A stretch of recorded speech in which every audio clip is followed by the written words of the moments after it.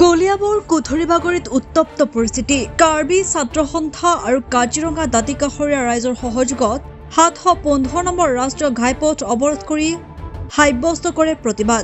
Eco sensitive জোন পৰিসীমা 10 kilometre পৰিৱৰ্তে 1 kilometre ঘোষণা কৰাক লৈ অসম চৰকাৰক ধন্যবাদ জনোৱাৰ লগতে গৌৰৱ গগৈ মুৰ্দাবাদ, অখিল গগৈ মুৰ্দাবাদ ধ্বনিৰে 715 নম্বৰ ৰাষ্ট্ৰীয় ঘাইপথ অৱৰোধ কৰাৰ লগতে কলিয়াবৰ সমজিলা আয়ুক্তৰ জৰিয়তে অসম চৰকাৰৰ মুখ্যমন্ত্ৰীলৈ স্মাৰক পত্ৰ প্ৰদান কৰে।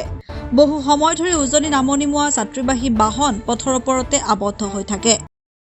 একো সেন্সিটিভ জোনৰ কাৰণে কাজিৰঙা ডক্টৰ হিমন্ত বিশ্ব শৰ্মাকে আমি ধন্যবাদ জ্ঞাপন কৰিলোঁ।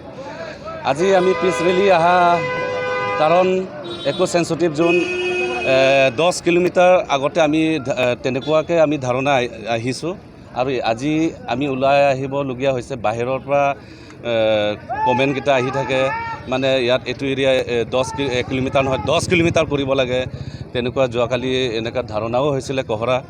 এইটো বিষয়ে আমিও আজি গোটেই পাব্লিক হৈ আমি ওলাই আহিছোঁ, ষ্টুডেণ্ট হৈ কাৰ্বি ষ্টুডেণ্ট হৈ পৰা আমি ওলাই আহিছোঁ। কাজিৰঙা যদি একো সেন্সিটিভ জোন হয় ঘোষণা কৰিছে, আগতে ঘোষণা কৰা হৈছিলে আপোনাৰ 10 কিলোমিটাৰ।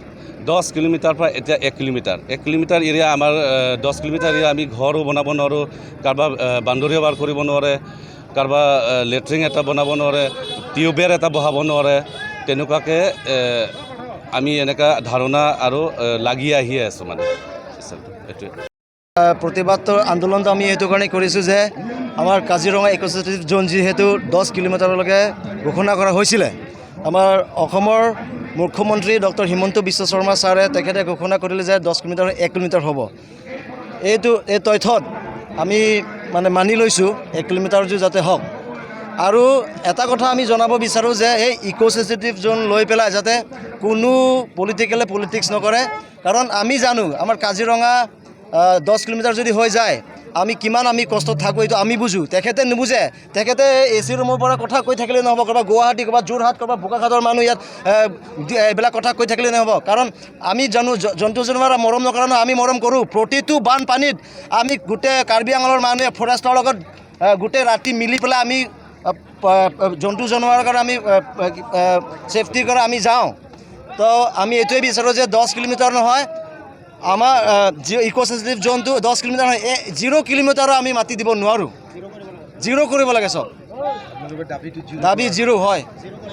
10 কিলোমিটাৰৰ কাৰণে আমাৰ অঞ্চলটো কিমান পিছুৱাই গৈছে, না ডেভেলপমেণ্ট হৈছে, না আমি কিবা এটা ঘৰ বনাব পাৰিছোঁ, না বাউণ্ডেৰী ৱাল বনাব পাৰোঁ, না ফিচাৰী এটা খান্দিব পাৰোঁ, না ৰাতি লাইট জ্বলাই আমি শুব পাৰোঁ। আমিও মানুহ হয়, আমাকো জীয়াই থাকিবৰ কাৰণে আমাকো শান্তি দিয়ক, আমাক অধিকাৰ দিয়ক। আমিও মৰম কৰোঁ জীৱ জন্তু। আপোনালোকে যিমান বানপানী হয় আপোনালোকেতো নাহে, কাৰণ আমিতো গোটেই বছৰ এতিয়া মোৰ 35 বছৰ হৈ গ'ল, সৰুৰ পৰা মই এতিয়া ডাঙৰ হ'লোঁ, ইয়াতে আছোঁ মই। এতিয়া চাওক বানপানী যিমান হয় আমিতো সদায়তো দেখিয়ে থাকোঁ, তাত আমি সহায় নকৰা নহয়। আপোনালোকে সুধিব পাৰে ফৰেষ্টাৰক, আমিও যোগাযোগ কৰোঁ, গোটেই ৰাতি দিন কষ্ট কৰি আমি ফৰেষ্টাৰৰ লগত ডিউটি কৰোঁ।